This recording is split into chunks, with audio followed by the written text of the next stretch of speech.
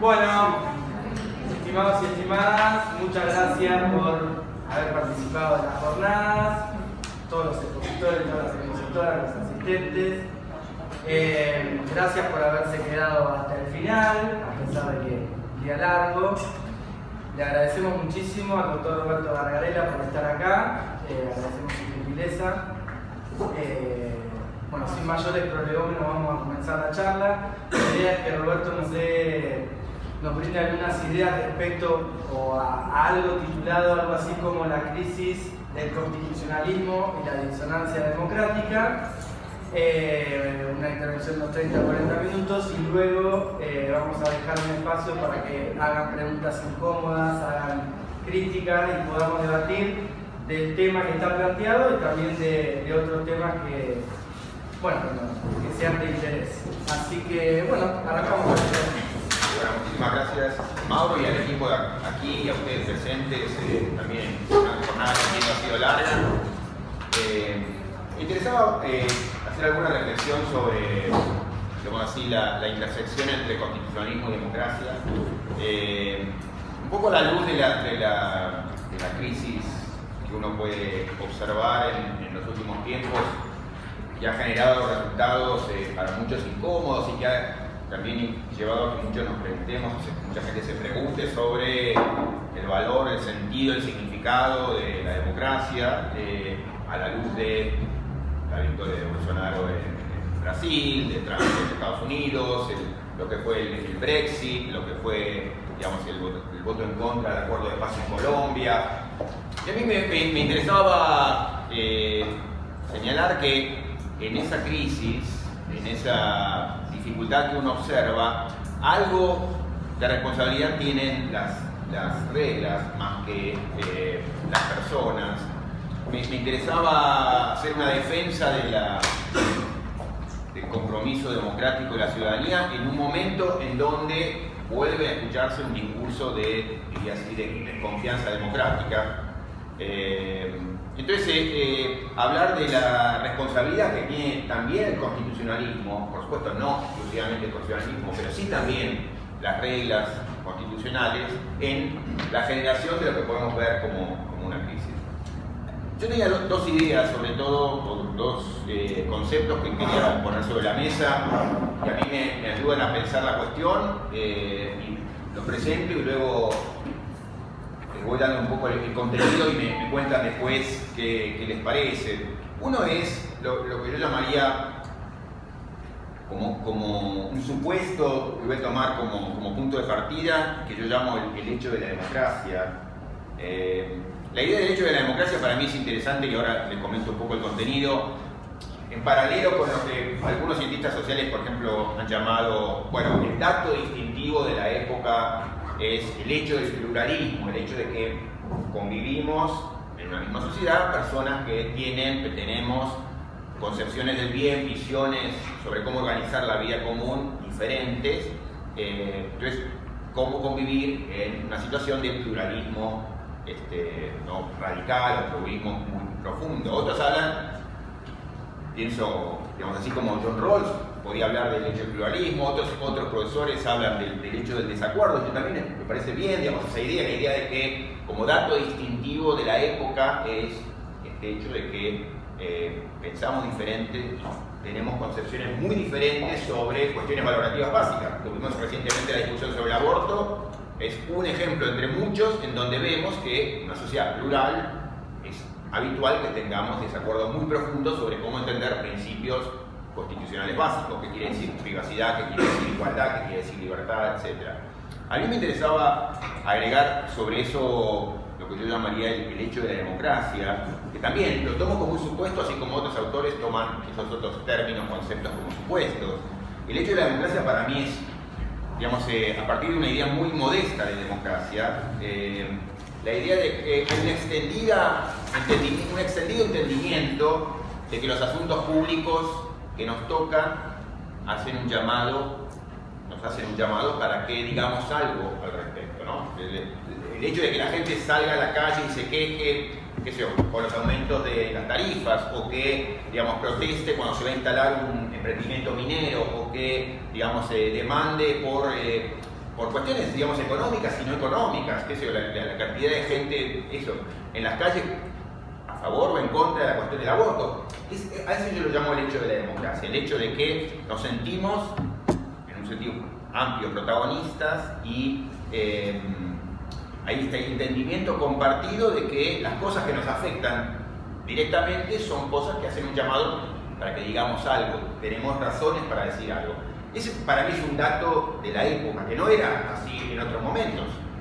Digamos, el siglo XIX América Latina estaba muy naturalizado lo contrario, que es las decisiones cruciales las toma la élite del gobierno y la ciudadanía las acepta o, digamos, en última instancia se levantará, pero en principio es quienes deciden son otros. Bueno, la afirmación del sufragio en su momento, la expansión de los derechos luego, digamos, ha ido haciendo que en Argentina, como en la mayoría de los países de América Latina, como yo diría en buena parte del mundo occidental, se haya ido asentando ese hecho de la democracia, la idea compartida de que lo que nos toca, digamos, nos llama para que intervengamos, digamos, algo.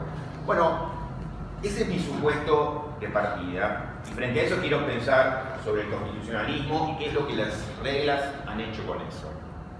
Mi idea, digamos, y esta es la hipótesis un poco que mueve la presentación, es que es la siguiente, digamos, es sencilla, pero para mí tiene un sentido, tiene un valor, que es las reglas constitucionales en Argentina, como en el resto de América Latina, y sobre eso podemos hablar con cierto detalle, se escribieron en un momento, digamos, en lo que es su núcleo duro, yo diría en el caso de Argentina, en el siglo XIX, y el núcleo duro vinculado sobre todo con cómo se organiza el poder.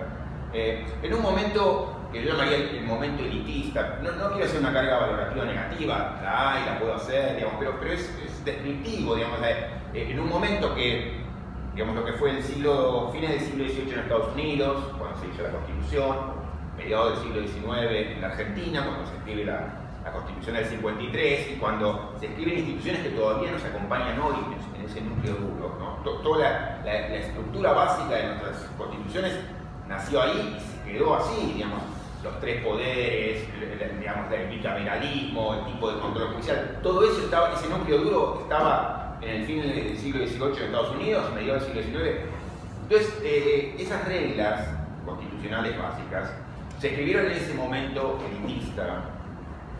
Y en ese momento elitista, eso uno lo ve, digamos, uno relee, no sé, los discursos y los debates constituyentes en Argentina, en Chile, en Brasil, en Colombia, en Estados Unidos, digamos, eran discursos, yo diría, de desconfianza democrática, de hostilidad democrática. Otra vez, digamos, bajo la idea de que, bueno, la ciudadanía tendía a dejarse llevar por impulsos irracionales, que la ciudadanía tendía a apasionarse, que la ciudadanía no estaba, digamos, en condiciones para tomar los asuntos en sus manos propias.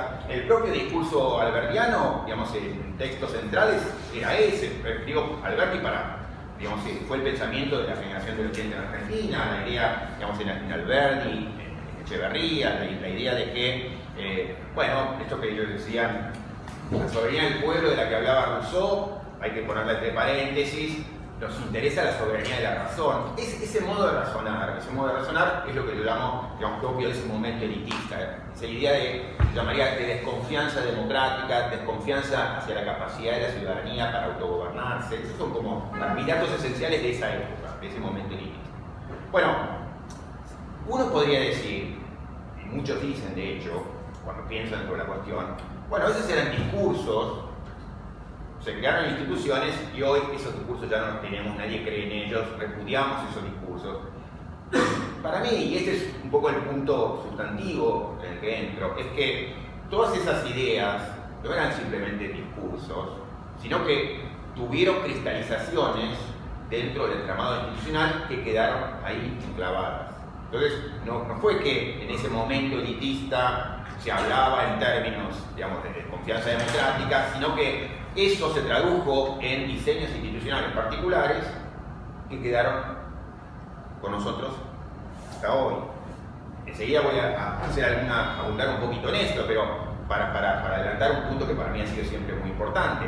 Las constituciones de América Latina, sobre todo desde 1917 y la creación constitucional en México, tomaron un giro muy fuerte, sobre todo en lo que es todavía hoy una característica distintiva del constitucionalismo latinoamericano, que es esa robustez en materia de derechos sociales, económicos, culturales, multiculturales, etc. Entonces ha habido en ese sentido, y sobre eso voy a volver enseguida, un cambio extraordinario en la acumulación de derechos que generaron las constituciones latinoamericanas. Pero esa tremenda modificación y creación constitucional en términos de derechos, que fue revolucionaria, entre comillas, desde México 1917 para adelante, en todo el resto de América Latina, no impactó lo que es el núcleo duro de la organización del poder, que permaneció idéntrica a sí misma a lo que había sido en el siglo XIX en los datos esenciales. Entonces hubo como cambios muy radicales, entre comillas, en lo que tiene que ver con los derechos, pero no en la organización del poder.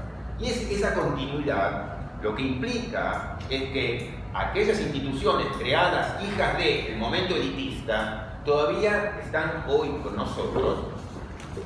Y lo curioso, y aquí conecto los dos puntos, el hecho de la democracia, la creación constitucional, que es lo que va a generar esto que Mauro llamaba el individuo, lo que quería llamar la disonancia democrática, es que hoy estamos en un momento de desarrollo social y, digamos, de vínculos sociales y de relación con el Estado, de enorme demanda democrática, de enorme, si se quiere, apetencia democrática, cuando tenemos las instituciones diseñadas conforme a lo que era propio del pensamiento de esa época, que es de ese momento elitista. Esto es, las instituciones, y esto sería como la metáfora con la que querría, digamos, asentar mi posición, han quedado como un traje chico, un traje muy estrecho, ¿no?, que es desbordado por todos lados por las apetencias razonables, democráticas que tiene la ciudadanía.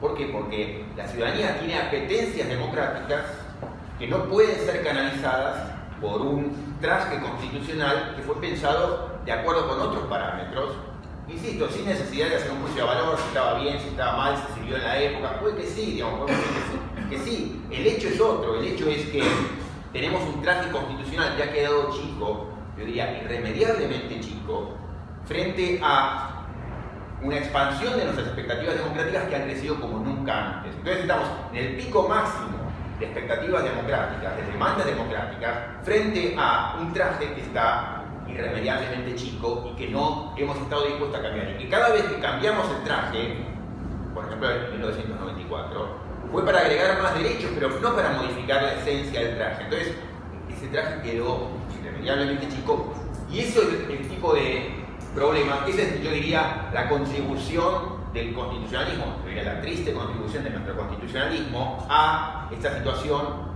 de angustia democrática que uno encuentra aquí o en otras partes del mundo, en España, en Estados Unidos. Entonces, esa sensación de angustia democrática tiene muchas razones, la desigualdad, la pobreza, pero también tiene razones que son constitucionales. Esto es, la Constitución no ayuda a canalizar las apetencias, demandas razonables, democráticas que tiene la ciudadanía, sino que más bien, digamos, es incapaz de procesarlas y por lo tanto se genera esa angustia. Entonces, en lo que sigue, yo lo que voy a hacer es, para no quedar como en un discurso, querría identificar algunos puntos claves, algunos muy propios del constitucionalismo, digamos, democrático americano, y otros rasgos más propios del constitucionalismo latinoamericano y argentino, que yo creo que dan cuenta de eso, de esas incrustaciones que todavía están con nosotros, que marcan los rasgos esenciales de la identidad de nuestra estructura constitucional y que son un problema en términos democráticos, que son generadores de esta angustia democrática. Un primer punto, una primera, digamos así, incrustación de aquella época que todavía está con nosotros y que es, yo diría, generadora de este tipo de angustia, es el modo en que se entendió entonces y todavía se sigue entendiendo en términos de organización constitucional la idea de representación política. La idea de representación política fue susceptible al menos de dos miradas muy opuestas.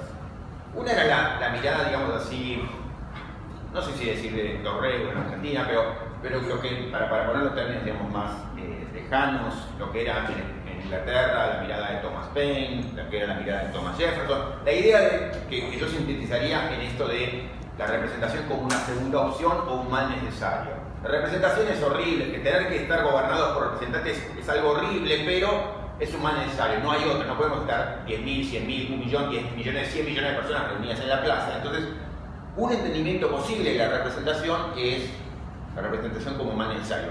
La visión que terminó predominando y que se incrustó en nuestras constituciones fue otra visión de la representación, donde la representación no es un mal necesario, sino una primera opción, no un segundo mejor, no una opción de segundo mejor, no hay otra, que era la visión jeffersoniana, sino una primera opción. Cuando Madison, por ejemplo, hablaba de la representación, de la lista 10, un texto más importante, más influyente, más citado, etc., y decía precisamente eso, decía, los representantes, cito más o menos así la frase de memoria, digamos, los representantes podrán discernir cuál es el bien común mejor que el pueblo mismo convocado para ese fin.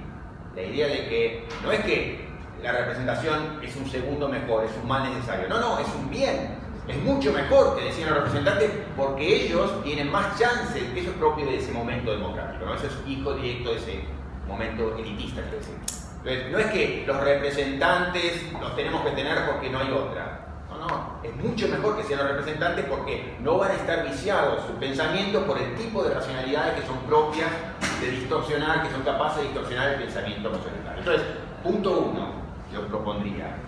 En términos de cómo se sigue pensando, cómo se concibe la representación en términos constitucionales, seguimos siendo hijos de esa peculiar lectura de la representación que era muy propia del momento elitista. O sea, ya un primer punto que muestra que ese desencaje entre expectativas y demandas democráticas y lo que el sistema nos va a posibilitar. El sistema, si el sistema hubiera estado organizado con la otro entendimiento de representación, la idea sería, cada vez que hay una oportunidad de que decida el pueblo mismo, que lo haga. En cambio, si uno concibe la representación como una primera opción, la idea es, ¿por qué voy a abrir lugar si esto es mucho peor? ¿Para qué voy a abrir lugar a la participación democrática si es mucho mejor, es mucho más esperable que se decida bien si lo deciden los representantes? Entonces, esa sería una primera de estas incrustaciones que ha quedado bien. Segunda, el modo de pensar los controles. Digamos, otra vez, desde el momento original en el constitucionalismo americano, hubo al menos dos visiones muy distintas sobre cómo pensar los controles. Uno que ponía el acento en lo que yo llamaría los controles endógenos, internos, de una rama del poder contra la otra. Y la otra es una que ponía el centro de los controles, el eje de los controles externos, exógenos, populares. Otra vez, no digo una está bien o otra está mal, pero son dos visiones muy distintas, con consecuencias e implicaciones institucionales muy distintas. La visión de los controles endógenos, lo que viene a decir es el sistema que tenemos. Queremos que las ramas de gobierno se controlen mutuamente. Ese es el modo de asegurar control. Entonces, el presidente tendrá el poder de veto y el poder judicial tendrá el poder, digamos, de invalidar una ley y el poder legislativo tendrá el poder de hacer impeachment. Pero, digamos, ese es el modo de control cruzado entre las distintas ramas de gobierno. El modo que se quedó del camino, el modo alternativo, era otro que decía, no, el centro de los controles tiene que estar afuera, digamos, de la ciudadanía sobre los representantes permanentemente, justamente. De la visión alternativa de la representación venía esta visión alternativa sobre los controles. Como los representantes tienen que ser nuestros embajadores, nuestros abogados, si no nos gusta los sacamos mañana. En cambio, esa es la visión que pierde y que la que toma entonces Victoria es esta visión de los controles como controles, yo diría, fundamentalmente endógenos. La única herramienta de control externo que queda vivo es el sufragio periódico, pero con esta, digamos, salvedad muy importante, y es que el voto periódico en su momento había sido concebido como un instrumento entre muchos destinados a asegurar los controles de distinto tipo y en particular del pueblo hacia los ciudadanos, hacia los representantes. Entonces, si el voto venía acompañado de, no sé, rotaciones obligatorias en los cargos, mandatos imperativos, revocatoria de mandatos, etc., era como que había muchos puentes tendidos entre ciudadanos y representantes. Y hoy la imagen sería como si se han quemado todos los puentes tendidos entre ciudadanos y representantes y el único puente, el único canal, el único cable que quedó tendido entre ciudadanos y pueblo y gobernantes, o sea, entre control externo sobre los representantes, es el voto periódico. Con lo cual, al voto se le carga una responsabilidad sobre sus espaldas que es incapaz de llevar el voto. ¿Por qué? Porque hay una expectativa extraordinaria que todos hoy tenemos cuando votamos, pero ese es un instrumento muy pobre para llevar adelante por sí solo, sobre sus espaldas, esa carga extraordinaria de asegurar que la voz pública llegue al espacio público, digamos, y que se imponga sobre los representantes y tengamos control sobre los representantes, la famosa accountability. Entonces, por esta opción, por un sistema de controles fundamentalmente endógenos, ¿se entiende lo que digo? La carga, el peso queda en el peso del control exógeno popular, queda en un único instrumento que es el voto, que por sí solo no puede llevar sobre la espalda esa bolsa enorme de expectativas que cualquier, digamos, interacción entre ciudadanos y representantes puede conllevar. Entonces, esa opción ha generado además yo diría, una sobreexpectativa respecto del voto y digamos, generador de angustia en este sentido. Lo podemos ver en todos los casos, digamos, pero para tomar uno, Bolsonaro, si el pueblo puede querer decir 1000 cosas sobre la elección en Brasil, y le puede querer decir, bueno, yo quiero seguridad, yo quiero un gobierno no corrupto, yo quiero, no me gusta que el presidente sea racista, bueno, tengo una sola oportunidad para decir algo, ¿no?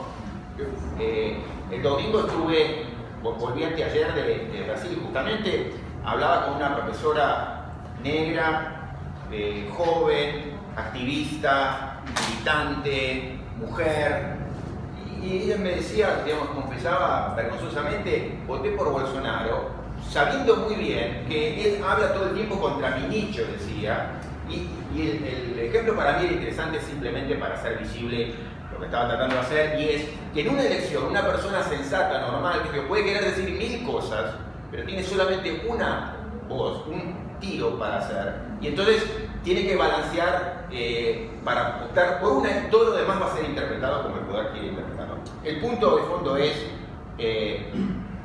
volvemos a perder la posibilidad, digamos, del diálogo entre ciudadanos y representantes, quedamos con herramientas muy toscas para conseguir el tipo de, digamos, responsabilización que podemos querer como ciudadanos sensatos y democráticos.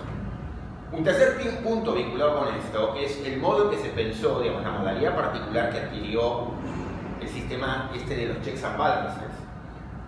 Uno podría decir, también, digamos, todos los países, digamos, de democracias constitucionales americanas tienen sistemas de frenos y contrapesos, checks and balances. Bueno, esos sistemas de frenos y contrapesos, yo entiendo, nacieron fundamentalmente para un objetivo que era muy propio del siglo XVIII, fines del siglo XVIII, comienzo del siglo XIX, que era el gran problema que nuestros, entre comillas, padres fundadores veían, que era la disputa entre facciones, conservadores y liberales, federalistas y unitarios, digamos, las dos facciones republicanos y demócratas en Estados Unidos. Entonces, lo que ellos veían como el gran problema era el problema de la amenaza de la guerra civil. Y el sistema de checks and balances, de frenos y contrapesos, vino a buscar una reconducción de la guerra civil en términos institucionales, o sea, como canalizar institucionalmente la guerra civil. Y eso es un objetivo, yo diría, no sé, yo lo criticaría por otras razones, pero fue un objetivo en un punto noble, porque ninguna sociedad quiere estar enfrentando una guerra civil, y si se puede hacer algo institucionalmente para frenarla, bienvenido. La opción por la que se optó fue esta, digamos, como decía Hamilton, digamos, si usted le va a dar todo el poder a la mayoría se come a la minoría, si usted le da todo el poder a la minoría se come a la mayoría, déle poder a ambos y entonces se contienen uno con el otro. Esa es la lógica del sistema de checks and balances. Tienen poderes equivalentes y ninguno se come al otro porque está amenazado por el otro. Entonces el otro le puede hacer lo mismo, puede retaliar. Bueno, pero entonces la lógica del sistema de checks and balances, de frenos y contrapesos, fue una lógica, yo diría, en un punto sensata en el siglo XVIII, en el siglo XIX, que era frenar la guerra de facciones. Ese era el trauma que tenían Madison y digamos, los Alberdi. Digamos, Alberdi, cuando escribe Las bases, es eso, estamos amenazados por la anarquía, nos van a comer las masas salvajes, nos van a pasar por encima. Más allá del discurso, digamos, otra vez, digamos, elitista y demás, pero es esa idea, la lógica de nos comemos mutuamente, entonces el sistema puede servir como para establecer formas de esclusas, así como diques, puertas que se abren y se cierren, impiden que nos comamos mutuamente. Entonces, ese objetivo interesante del sistema de checks and balances de impedir la guerra, de canalizar la guerra, digamos, de hacer que unos se frenen con los otros que están enfrente y que tienen un poder equivalente, era un objetivo interesante tal vez siglo XVIII, siglo XIX. Pero para quienes, como es mi caso, entendemos la democracia en términos de discusión pública, de intervención y demás, pongamos así, de diálogo, democracia como conversación, democracia como discusión pública, el sistema no está preparado en absoluto para eso. El sistema nació para frenar la guerra, no para habilitar el diálogo. Entonces, tenemos un sistema de frenos y contrapesos que por buenas o malas razones nació para evitar la guerra, que es un propósito noble, digamos así, pero no para favorecer el diálogo. Con lo cual, otra vez, para quienes pensamos la democracia en términos de conversación pública, el sistema muestra otra nueva diferencia, y es que no está capacitado para asegurar cosas que hoy demandamos. Un ejemplo para mí muy ilustrativo y que algunos de los presentes, digamos, han sabido investigar bien. Si uno piensa en las audiencias públicas, digamos, desarrolladas por la Corte Suprema en Argentina, o aún las audiencias convocadas por el Congreso, por ejemplo, cuando se discutió el aborto.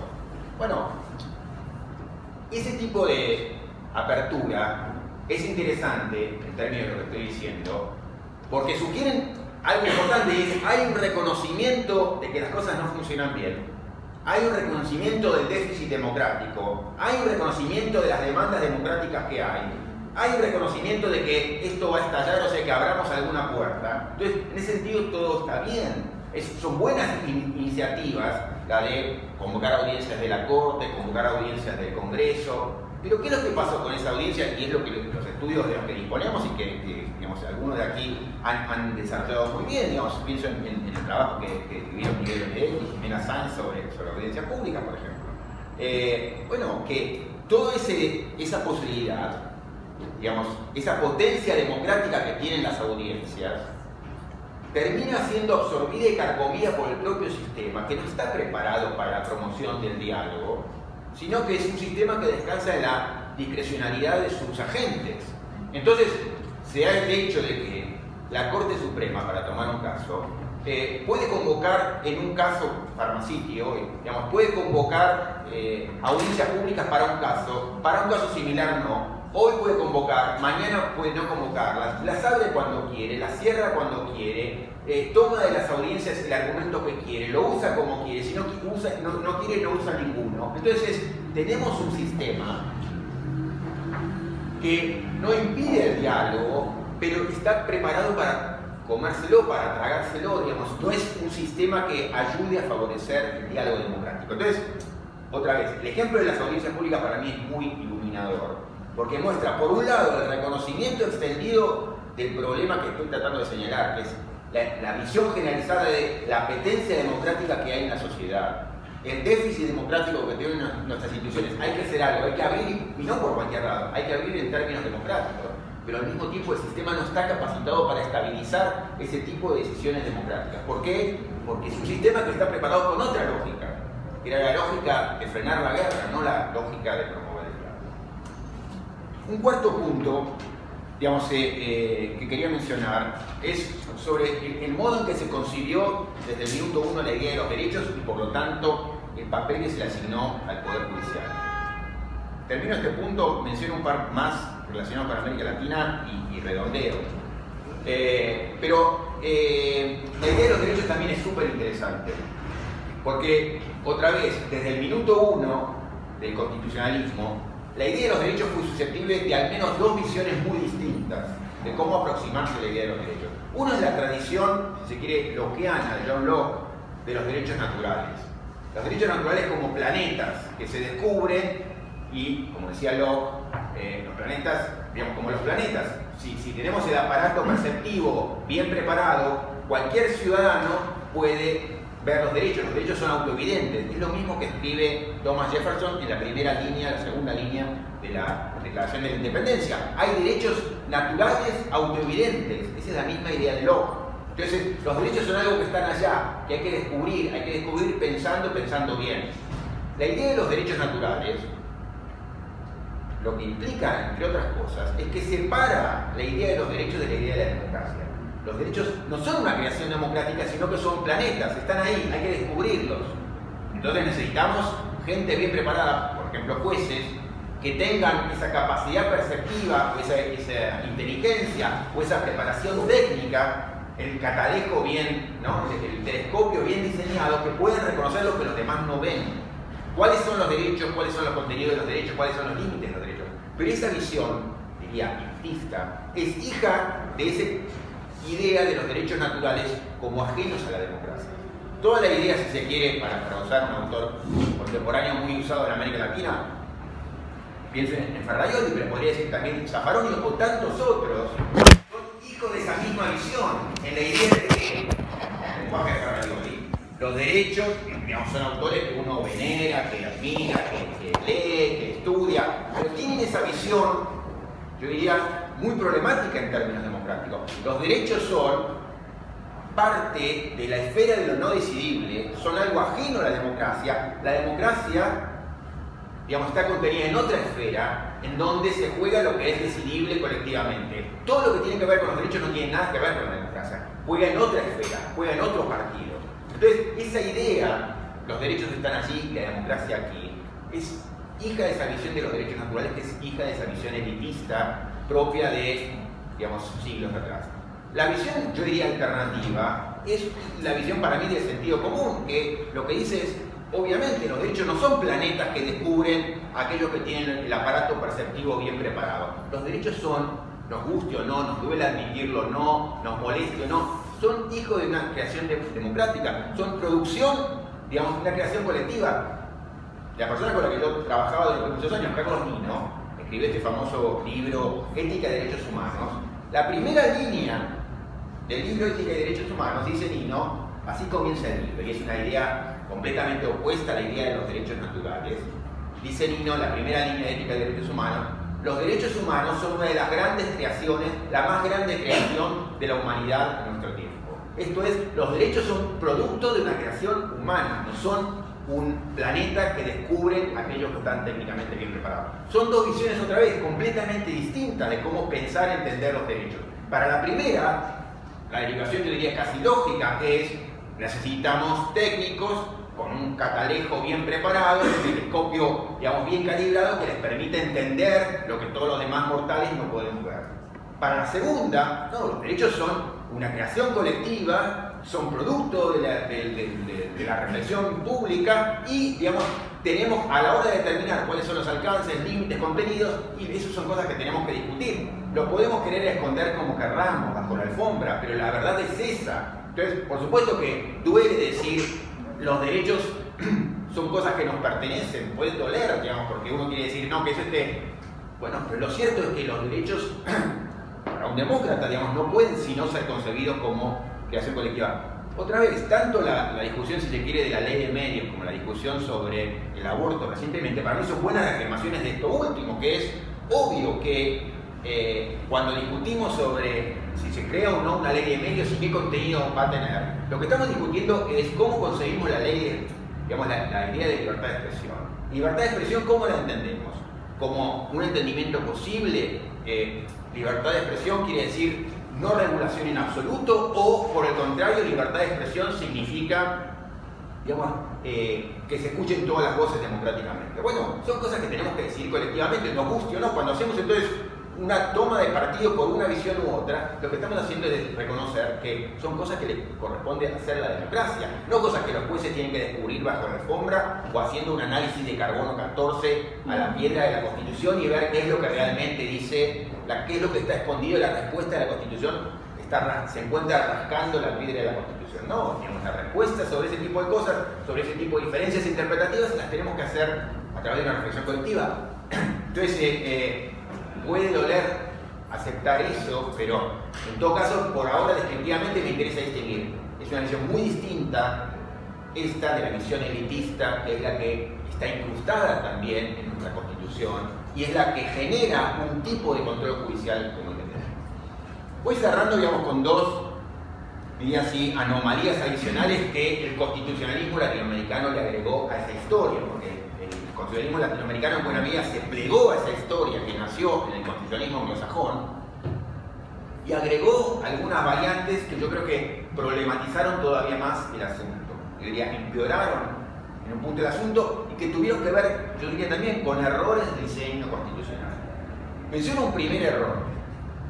Un primer error que tiene que ver con lo que yo llamo a veces la manera en que se creó el constitucionalismo en América Latina, cómo se desarrollaron las constituciones, que fue como una acumulación de ideas opuestas en lugar de un intento de sintetizar ideas opuestas.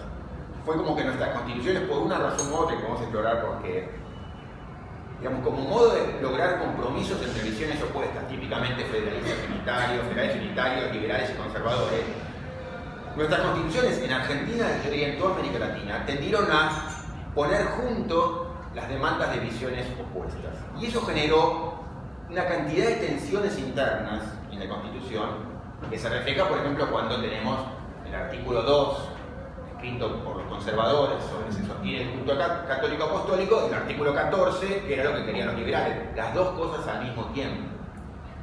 Una de las tensiones más fuertes que apareció, yo diría la que yo llamaría el error, un error crucial en términos de organización del poder, fue el modo en que se concibió justamente el diseño de los poderes y los checks and balances, de frenos y contrapesos. Porque los liberales querían retomar lo que era propio del modelo norteamericano, que era el sistema de los frenos y contrapesos, los checks and balances. Ese fue lo que propusieron Schiaga y muchos otros. Y los conservadores lo que querían era el poder organizado de la antigua usanza, digamos, en la imagen de las viejas monarquías. Entonces un poder ejecutivo fuerte. ¿Qué hizo nuestra Constitución? Otra vez fue la Constitución argentina, como la chilena, como la brasileña, como la colombiana, digamos, del 98, fueron constituciones que pusieron juntas las dos demandas. Entonces, crearon al mismo tiempo, en términos de organización del poder, un sistema de checks and balances, como que querían los liberales, frenos y contrapesos, y un sistema de poder ejecutivo fuerte, como querían los conservadores. La mezcla es lo que genera el error. ¿Por qué? Porque con una mano estamos creando lo que socavamos con la otra. Porque la lógica del sistema de frenos y contrapesos lo que demanda es que los distintos poderes tengan un poder equivalente de amenaza al otro. El poder de amenaza del presidente es el veto, el poder de amenaza del legislativo puede ser el impeachment, el poder de amenaza de los jueces es la invalidación de una ley. Pero si uno de los poderes tiene un poder de amenaza mucho mayor, como si tuviera una metralla y los otros están armados con cuchillos, todos tienen poder de amenaza, pero uno tiene un poder de amenaza tan descomunal que socava todo el resto. Y en buena medida la historia del desarrollo constitucional latinoamericano es la historia de ese desarrollo, del socavamiento del sistema de frenos y contrapesos por el engrandecimiento del poder ejecutivo. Con lo cual, digamos, lo que se fue ratificando es eso que se podía haber conseguido desde el primer minuto como un error. Usted puede optar por un sistema monárquico o puede optar por un sistema de checks and balances, de frenos y contrapesos, pero las dos cosas al mismo tiempo, usted lo que está haciendo es por una mano crea un sistema y con la otra lo destruye. Al mismo tiempo está haciendo las dos cosas. ¿No? Alberti decía, no, bueno, pero hay que darle al Poder Ejecutivo la capacidad de convertirse en rey, digamos, ¿no? Como las hadas en las noches, digamos, tiene que tener la posibilidad de convertirse y parar los riesgos de la anarquía. Bueno, la razón será la que usted quiera, pero al hacer eso, usted destruye lo que acaba de armar con la otra mano, que es el sistema de controles mutuos. Entonces, nosotros tenemos un sistema de controles mutuos que por las razones que yo les decía es problemático, por ejemplo, en términos de promover una conversación democrática, sino que además es una contradicción en sus términos cuando se le monta encima el sistema de frenos y contrapesos a un poder ejecutivo muy fuerte. Y el último problema, que es lo que yo en las cosas que estuve escribiendo, digamos, denominaba como el problema de la sala de máquinas de la Constitución, tiene que ver con eso, que es, si usted genera una infinidad de derechos como tienen las constituciones argentina, colombiana, mexicana, brasileña, impresionante, digamos, puede eso estar bien, lo podemos justificar por distintas razones, pero eso requiere de un tipo de organización del poder determinado, porque si usted al mismo tiempo tiene una lista de derechos extraordinaria, derechos de participación, derechos sociales, económicos, culturales, multiculturales, derechos humanos, todo, y al mismo tiempo un poder verticalizado como el que tiene, usted otra vez con una mano crea algo que rompe con la otra. ¿Por qué? Y bueno, porque es obvio que, digamos, cada vez que se quiere implementar uno de los fantásticos derechos que usted ha creado, al implementar ese tipo de derechos, usted está amenazando el poder al presidente, al poder concentrado, y el poder concentrado, que tiene como mucha trayectoria encima, muchos recursos de coerción y de recursos económicos, va a hacer lo posible para bloquear esa iniciativa. un ejemplo concreto. Si yo tengo el derecho, como tengo en la Constitución boliviana o ecuatoriana, de participación y de determinación de si se puede instalar un proyecto minero acá o no, bueno, es muy lindo incluir ese derecho en la Constitución. Ahora, si eso lo implemento y mi pueblo, ¿no?, mi comunidad es la que decide si este emprendimiento se queda o se va, bueno, el presidente que estuvo haciendo un negocio con esta compañía, un negocio lícito, pongamos un negocio legal y limpio, pero bueno, es una decisión o del presidente o de la comunidad. Entonces, si la comunidad toma esa decisión, está socavando la autoridad del presidente para negociar con esa empresa minera, para decidir cómo se desarrolla económicamente el país. Entonces, una opción o la otra. Entonces, los derechos que consagramos de modo espectacular empiezan a estar en tensión con el poder concentrado. Uno no puede democratizar la Constitución con una mano mientras la verticaliza con la otra, ¿no? Es como si con la mano de los derechos horizontalizamos los derechos, democratizamos la distribución de derechos, y con la mano de la organización del poder verticalizamos la autoridad, con lo cual socavamos la posibilidad de que se implementen esos derechos. Entonces, hay variantes latinoamericanas que, digamos, dificultan aún más un diseño institucional que yo no diría vergonzoso, agraviante, pero sí un diseño institucional que nació en tiempos de la hostilidad democrática, del elitismo, digamos, del momento elitista de la humanidad, y que siguen estando vigentes hoy, que se han convertido en un traje insoportablemente chico, digamos, que genera este tipo de angustia democrática. Termino, digamos, diciendo un par de notas rápidas. Una es, podría uno pensar que, bueno, digamos, empiezan a escucharse estas formas de apertura democrática, la necesidad, digamos, de abrir un poco el juego, porque la sociedad está efectivamente muy, digamos, se ve muy comprometida, muy limitada. Entonces, frente a esas apetencias insatisfechas que generan esta angustia, que generan esta desconfianza, que generan que la gente esté cada vez más, digamos, molesta con cómo se desarrollan los sistemas políticos y demás, y que quiera expresar bronca cada vez que puede, por donde puede, digamos, bueno, ¿por qué no desarrollar formas más participativas? Digamos, y entonces ha habido mucho, y al comienzo decía algo al respecto, o sea, ha habido este tipo de experiencias como el Brexit, como la votación, el plebiscito después de algunas convenciones constituyentes, como en Bolivia, como en Ecuador. Ha habido la experiencia de la votación por el acuerdo de paz, dos resultados, yo diría, muy problemáticos también. Pero quisiera decir algo sobre muchas de esas experiencias. Digamos, para quienes defendemos una visión de la democracia como conversación, ese tipo de salida, o sea, esa manera de la participación democrática es como mínimo tremendamente incompleta. Yo no diría que criticaría ese tipo de experiencias como impropias, y le diría son impropias, no porque han ido demasiado lejos, sino porque se han quedado demasiado cerca, no han ido demasiado lejos. ¿Por qué? Porque, digamos, para quien entiende la democracia como una conversación inclusiva, una conversación en la que todos los afectados intervienen, enfatizar la idea de participación, entonces más gente vota y decide sobre estos asuntos, sin enfatizar de modo idéntico la idea de transparencia, información y debate, es muy cercano a una ofensa en términos democráticos. Un ejemplo, si la Constitución boliviana última, que fue ratificada popularmente, tiene 441 artículos, y me la dicen, bueno, ratifíquemela democráticamente. Ah, perfecto. Bueno, mire, yo podría decir, cualquier ciudadano mínimamente informado, mire, el artículo 1 me parece muy bueno, el 2, bueno, ya problemático, el 3 está bastante bien, pero ¿por qué no modificar? Ah, no, de los 441 artículos solamente puede decir sí o no. Bueno, es una tomada de pelo, digamos. Yo diría, un demócrata debería resistir más que festejar o ver eso como un homenaje a la democracia. El acuerdo de paz en Colombia, 227 hojas. Cualquier persona razonable, no una persona constitucionalista, cualquier persona razonable en Colombia, veía ahí 10 temas, pero yo diría por lo menos 3 temas fundamentales. ¿Qué se hacía con el tema de penas alternativas? Uno puede decir, está bien lo de las penas alternativas. ¿Qué se hacía con el otorgamiento de cargos fijos para los exguerrilleros? Muchos decían, bueno, esto es un problema. ¿Qué se hacía con el tema de la distribución de la propiedad? Muchos decían, bueno, ahí se ha ido demasiado lejos la mano.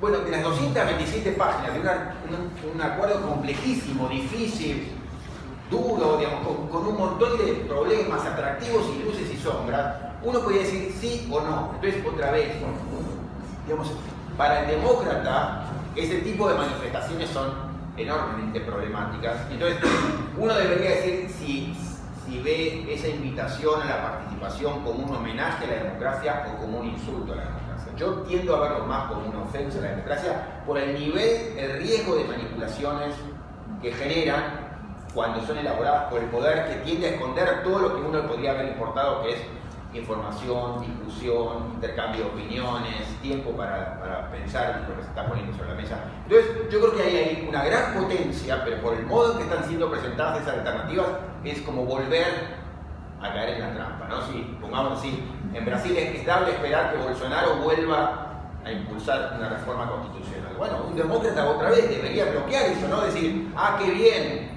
la reforma va a ser hecha en nombre otra vez del pueblo y el pueblo está demandando más seguridad, el pueblo... Bueno, si quiere que intervenga el pueblo, es una oportunidad efectiva de la conversación democrática, no de que otra vez, digamos, usted decide y me pone un paquete enorme y yo solamente puedo decir sí o no. Entonces, que ni siquiera pasaría en ese caso. Pero, digamos, otra vez, entonces, creo que la salida no pasa por ahí. Y terminé diciendo que tampoco pasa por reforzar los viejos poderes tradicionales democráticos del constitucionalismo, como reforcemos más el Congreso frente al Poder Judicial. Bueno, sí, digamos, muchos autores contemporáneos dicen eso, como el Poder Judicial está afectado por este problema contramayoritario, yo también he escrito sobre eso, pero entonces, quédese conforme si reforzamos un poco la posibilidad de decisión del Congreso. Bueno, eso es preferible, pero es tan preferible como preferir un sistema parlamentario a un sistema presidencialista. Si a mí me dicen qué prefiero, un presidencialismo o parlamentarismo, digo parlamentarismo, pero en buena medida es la misma cosa. Entonces, la solución no pasa por ahí. La pregunta es, ¿cómo hacemos para recuperar el poder de decisión ciudadana que haga posible la conversación entre iguales, ¿no? Y es una pregunta que digamos que exige de nosotros un ejercicio de imaginación institucional. La buena noticia es esta, que es hay una conciencia extendida de que ese problema está, hay una conciencia extendida de que la solución tiene que pasar por formas más democráticas. La mala noticia es que los poderes establecidos en sociedades, particularmente en sociedades desiguales, están demasiado bien preparados para limitar, para hacer imposible o para socavar, digamos, las alternativas de discusión democrática que pueden querer abrir o decir que quieren abrir por la otra mano. Bueno, ese sería mi panorama. Gracias.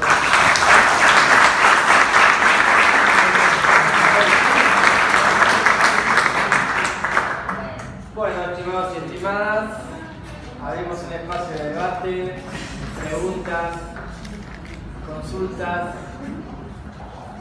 se los escucha. Alejandro. Bueno, yo primero le quiero agradecer porque, como voy a hacer una pregunta tal vez con algún matiz incómodo después, pero no tanto. Pero hágala nomás. Primero le quiero agradecer. ¿No somos democráticos? Porque los que tenemos memoria de un proceso análogo a este que está pasando, cuando en los 90 la gendarmería se transformó en una fuerza de movilidad y de ocupación para criminalizar y reprimir la protesta social, usted hizo un libro que fue el derecho a la protesta social, el primer derecho, que para nosotros fue muy importante en ese momento. Así que primero quiero decirle que yo coincido, casi diría en un 90% con todo lo que usted dice. Para mí, desde mi posición, sería muy difícil no hacerlo. Vamos al 10%. El 10% es esta cuestión de la metáfora del traje o de la sala de máquinas, y que se vincula con la arquitectura institucional de los poderes del Estado, del check and balance, de lo que usted dice, la preeminencia de los controles horizontales dentro del Estado. Bartolomé Clavero, un historiador constitucional sevillano, habla de los poderes constitucionales innominados. Y Ferraioli, más allá de que es discutible, esto que usted se puede discutir, se puede coincidir en algo en lo que usted interpreta que dice Ferraioli sobre los derechos fundamentales y sus garantías, habla de poderes sociales neoabsolutistas, poderes sociales salvajes, insuficientemente regulados por un derecho centrado de origen democrático y que esté centrado en un paradigma de derechos fundamentales y sus garantías. Entonces, a veces se echa de menos una discusión, por ejemplo, en términos, todos compartimos el valor de la democracia deliberativa, de la participación, por ejemplo, de esos poderes fácticos, que son poderes que van más allá del hiperpresidencialismo, el poder concentrado de los medios de comunicación, la mediocracia. Más énfasis por ahí en cómo se regula democráticamente eso y si no hay, digamos, yo pienso, Evo Morales es tan hiperpresidencialista como era Sánchez de Lozada. Pero Sánchez de Lozada no aparecía como tal, ni como populista, ni con todos los ismos que se le imputan a Evo Morales porque tenía de apoyo de esos poderes fácticos, macropoderes privados, innominados, y también en su alineación con la política exterior de los Estados Unidos, porque en Bolivia usted sabe que ha habido presidentes que ni siquiera sabían hablar bien el español, habían sido formados en Estados Unidos y tenían acento estadounidense. Entonces, ¿cómo se puede ver esto? Y cómo se puede ver también una visión relacional de los derechos humanos. Los derechos humanos, por supuesto, yo coincido, son construcciones sociales que surgen de procesos de lucha, nadie regala los derechos, no son planetas que están ahí. Y eso tiene que ver con que el contenido de los derechos es disputado por estos poderes fácticos innominados. Es decir, que sea la libertad de expresión hoy en la Argentina es un bien social que está disputado por la Sociedad Interamericana de Prensa, por el Grupo Clarín, y está disputado también por aquellos que quieren más pluralidad, un derecho humano activo y pasivo a la información y a la pluralidad de fuentes de información. Entonces, una visión más relacional del contenido de los derechos. Y una tercera cuestión, usted ha trabajado mucho, y yo soy muy lector de sus textos, sobre el constitucionalismo popular, sobre la base de las discusiones de los constitucionalistas críticos estadounidenses. ¿Por qué no basarnos también, por ejemplo, en ejemplos del constitucionalismo popular latinoamericano, que no solo ha dado ejemplos de hiperpresidencialismo y proyectos constitucionales frustrados, sino que ha tenido en cuenta tal vez en sus inicios, en proyectos como por ejemplo el artiguismo en las Provincias Unidas del Río de la Plata, o la Constitución de Apatzingán de 1813, que se basaba en el federalismo de los pueblos mexicas para rotar las representaciones en el Poder Ejecutivo. ¿Por qué no tener en cuenta también algo que tenga que ver con una recepción de todas las discusiones abiertas, pero que no desdeñe lo raigal del constitucionalismo popular latinoamericano? Y perdón por la intervención. No, está bien. Esperamos un segundo. Dale. Que hace... Sí. Felicitaciones, un honor realmente la exposición y todas las jornadas. Felicitaciones a la doctora, a la organizadora y a todo el comité. Solo dos preguntitas. ¿Cuál es su opinión sobre las acciones de clase y las demandas colectivas, que es un tema tan crítico ahora y tan necesario para la promoción y defensa de los derechos humanos? Solo eso, muchas gracias. Gracias. Bueno, sobre lo segundo, y después voy a la primera, que también era muy rica y que requiere un poquito más de tiempo. No, sobre lo segundo, como muchas de esas instituciones, no sé, las cosas que yo he escrito sobre el tema, yo veo algo ahí muy importante en términos de potencia, y me parece que por el modo en que han sido reguladas y por el modo en que ha sido interpretada por la Corte Argentina, digamos, nos mantenemos todavía en un sistema en donde, digamos así, la legitimación para intervenir es extraordinariamente restrictiva. Entonces, la Corte ha reafirmado una lectura de esas acciones que mantiene una puerta de entrada muy estrecha, por la cual, digamos, difícilmente pasa el camello, ¿no? Entonces, yo creo que es un enorme pecado, porque en los pocos estudios que yo he visto y en los que he participado sobre diseños institucionales, de las pequeñas reformas jurídicas con potencia para favorecer un uso más social del derecho, una herramienta que se ha demostrado sistemáticamente en todo el mundo, pero no solamente en Suiza y Noruega, sino en países marcados por la pobreza como India, como Costa Rica, como Colombia, como Sudáfrica, es que de las pocas herramientas que ha ofrecido el derecho, que tienen capacidad transformadora en su modestia. Uno tiene que ver con la posibilidad, digamos, de el litigio extendido con una legitimación amplia. Uno puede hacer un test de cuál es el compromiso democrático de los poderes a partir de cuánto abre esa válvula y cuánto la cierra, ¿no? Digamos, en un momento a mí me enojó mucho cuando se discutía acá sobre la democratización de la justicia. Y me acuerdo haber estado en el Congreso debatiendo sobre eso, y mi enojo tenía que ver precisamente con este punto, y es tan importante lo que se puede lograr con cambios en la legitimidad, digamos, ampliando las bases de la legitimidad. Entonces, con cambios muy modestos usted puede generar un cambio enorme. Y usted me habla de democratización de la justicia cerrando todas las puertas que está pudiendo abrir y no abriendo las que, digamos, son enormemente prometedoras. Entonces, si realmente alguien tiene compromiso con acercar la ciudadanía a la justicia, hay herramientas a mano con una enorme potencia y que han funcionado espectacularmente bien. O sea, si uno piensa en Colombia, digamos, del día a la noche, literalmente, del momento en que se amplía, digamos, la legitimación, el modo de acción judicial cambia y el contenido de la jurisprudencia empieza a cambiar. Entonces, hay a mano, tiene ahí herramientas que usted puede implementar. Y si no las implementa, entonces no me mienta, no sea hipócrita, no me diga que está luchando por la democratización de la justicia, porque no le creo en absoluto. Puede tomar esta herramienta y no la toma y la tiene ahí, y no le genera ningún inconveniente. Entonces, es hiper importante lo que se puede hacer con respecto. Sobre lo otro, que es muy rico, digamos, hay muchas cosas para decir, pero digamos, en términos de lo escrito, sobre una mínima defensa, no necesito hacer, pero digamos, sobre la idea de sala de máquinas, cuando yo, digamos, escribo el libro sobre la materia, creo que no sé si la primera o segunda página que hablo sobre el tema, dejo en claro, en una nota al pie, digo, voy a usar la idea de sala de máquinas en un sentido estricto, pero es susceptible de un sentido amplio. El sentido amplio de modificar la sala de máquinas es pensar en la organización no solamente del poder constitucional, sino en el modo en que está organizado el poder económico. Por eso yo lo vinculo con el modo en que, no hace falta que estemos en eso, pero con el modo en que John Rawls habla de la estructura básica de la sociedad, que es, él incluye la constitución, la organización económica. Yo pienso en términos muy similares. En el libro yo decía, yo acá voy a hablar de la constitución, pero digamos, cuando uno piensa en reorganizar el poder, puede pensarlo en términos más amplios, como por ejemplo lo pensaba Rawls, y yo estoy totalmente de acuerdo con eso. Entonces, coincido en que uno merece mirarlo así, simplemente que yo estaba analizando algo más estrecho.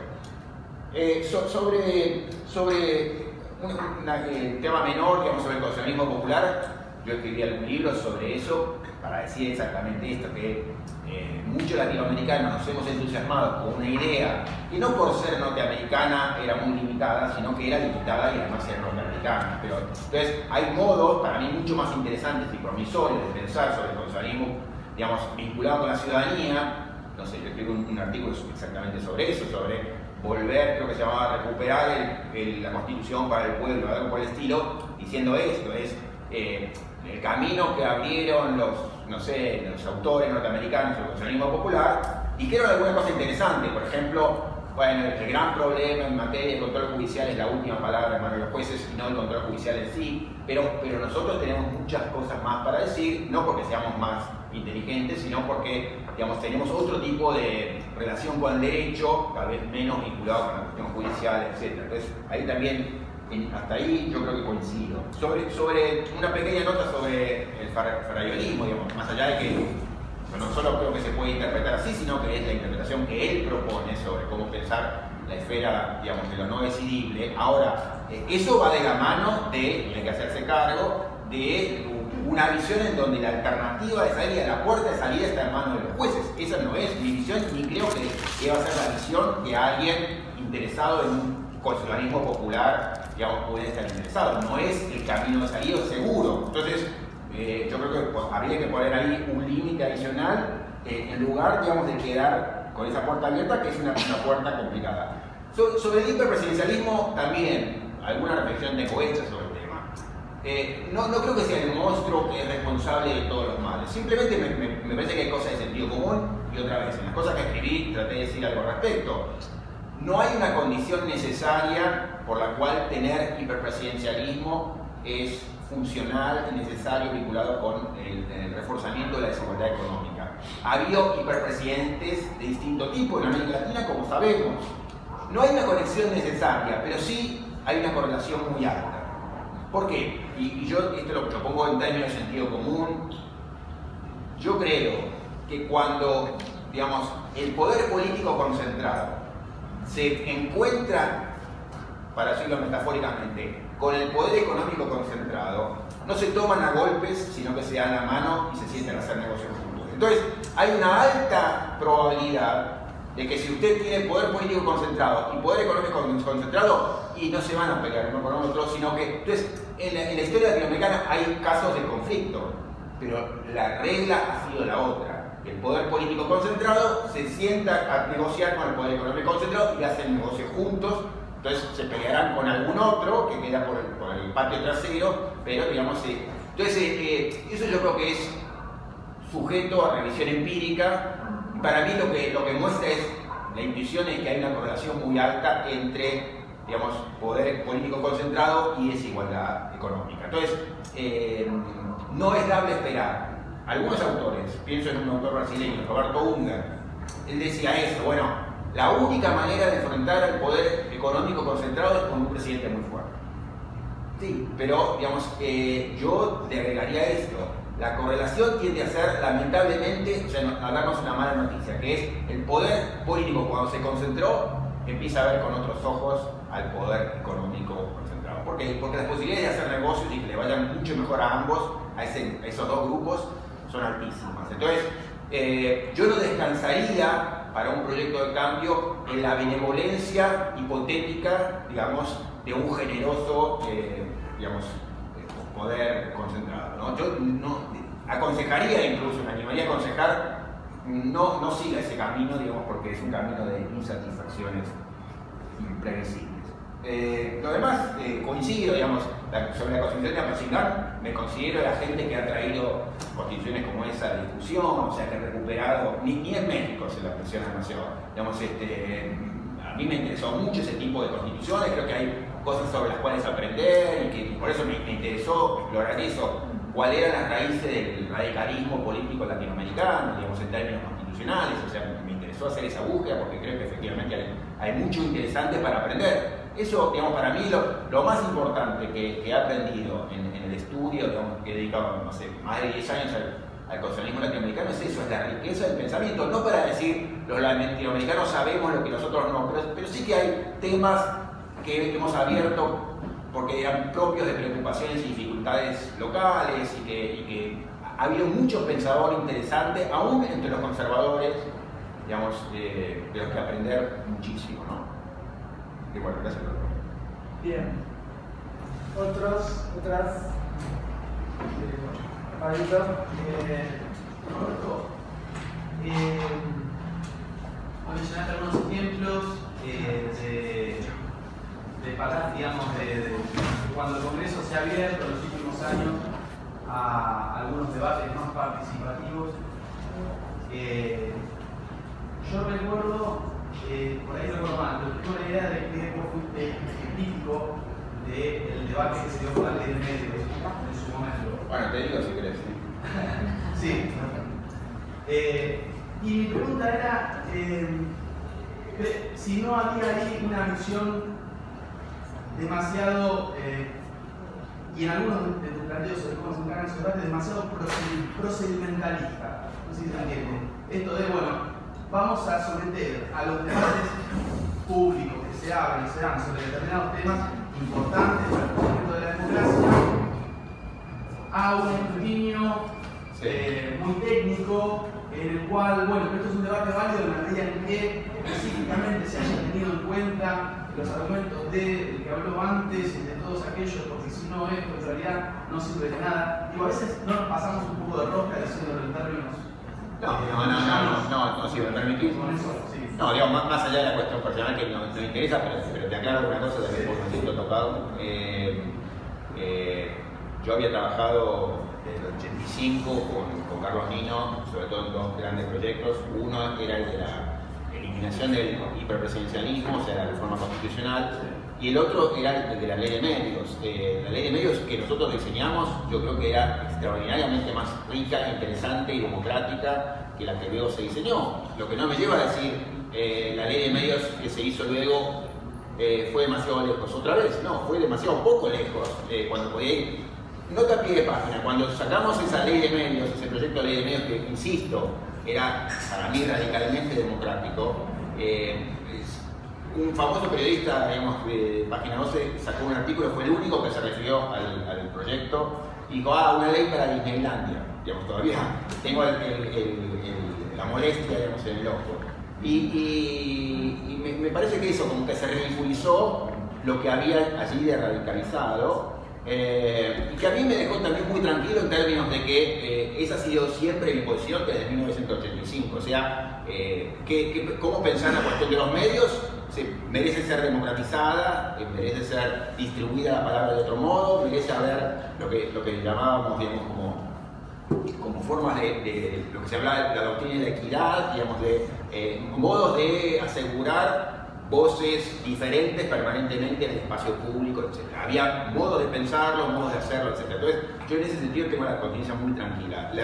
La ley de medios yo la defendí por lo que me parece que era defendible, que es exactamente la parte de la ley de medios que nunca tomó vida, que era el 33% para las voces alternativas, de cooperativas, de universidades, etc., que era lo que justificaba, digamos, ha habido una manera de hacer las cosas muy típicas de América Latina o del mundo, lo que sea, del capitalismo, si se quiere, que es presentar proyectos con una luminaria muy atractiva y una parte muy preocupante. Y luego se consolida la parte preocupante y la luminaria se apaga. Esa ha sido la regla en la región sobre la reforma y fue la regla con la ley de medios. Entonces, había un gran riesgo que el AFSCA, digamos, que quedara ahí como el órgano de control para premiar amigos y castigar enemigos.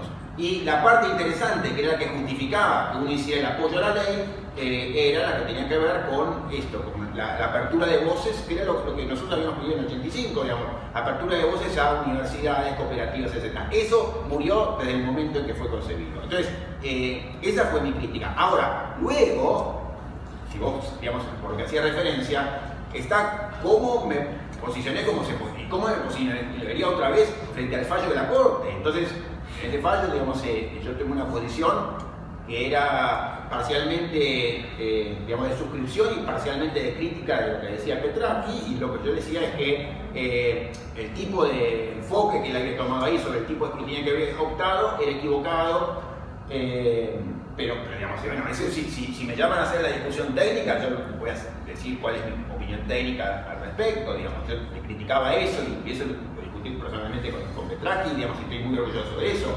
Pero digamos, eso sí tengo que dar la discusión técnica. Si tengo que dar la discusión política, es lo que te acabo de decir. Es la ley de medios, otra vez, una ley que se puede